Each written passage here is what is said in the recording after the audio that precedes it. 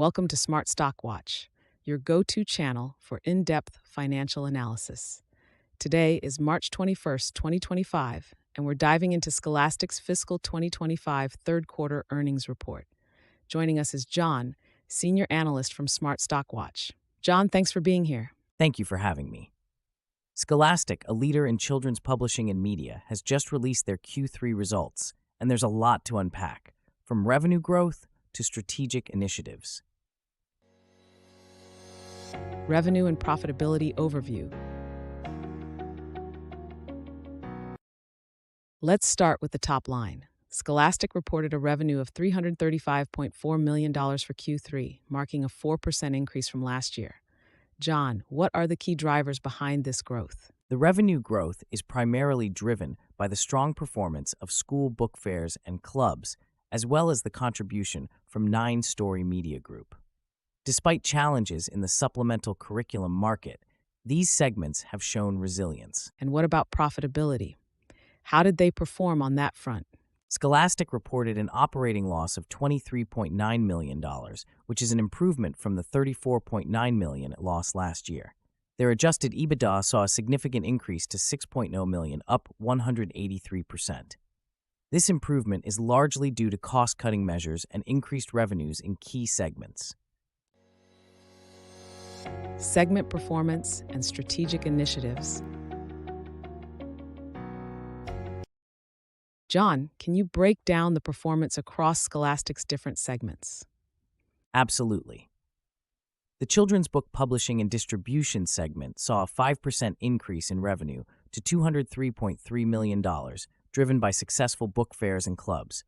However, the education solutions segment faced a 16% decline in revenue due to ongoing challenges in the supplemental curriculum market. And how about their entertainment and international segments?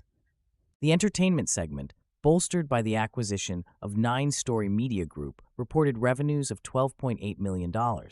Meanwhile, the international segment saw a modest 5% increase in revenue, excluding currency impacts, thanks to higher sales in major markets. Capital allocation and shareholder returns. Scholastic has been active in returning value to shareholders. Can you elaborate on their capital allocation strategy? Indeed, Scholastic returned over $35 million to shareholders through share repurchases and dividends in Q3. They've also increased their share repurchase authorization to $100 million, signaling confidence in their long-term strategy. What about their debt position? They reported a net debt of $189.4 million, primarily due to borrowings for the 9 Story Media Group acquisition. However, their balance sheet remains flexible, with potential for asset monetization if needed. Future outlook and strategic focus. Looking ahead, what is Scholastic's outlook for the rest of the fiscal year? Scholastic has narrowed its full-year adjusted EBITDA forecast to approximately $140 million, expecting modest revenue growth.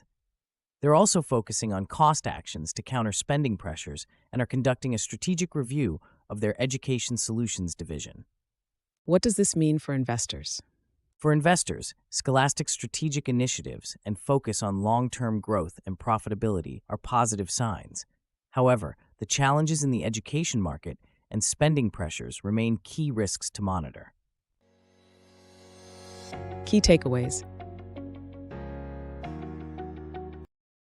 In summary, Scholastic has shown resilience with revenue growth and improved profitability despite market challenges.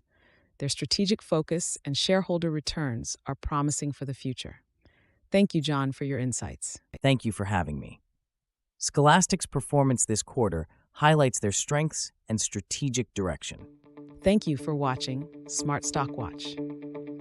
Don't forget to like, share, and subscribe for more financial insights. We'd love to hear your thoughts on Scholastic's performance in the comments below.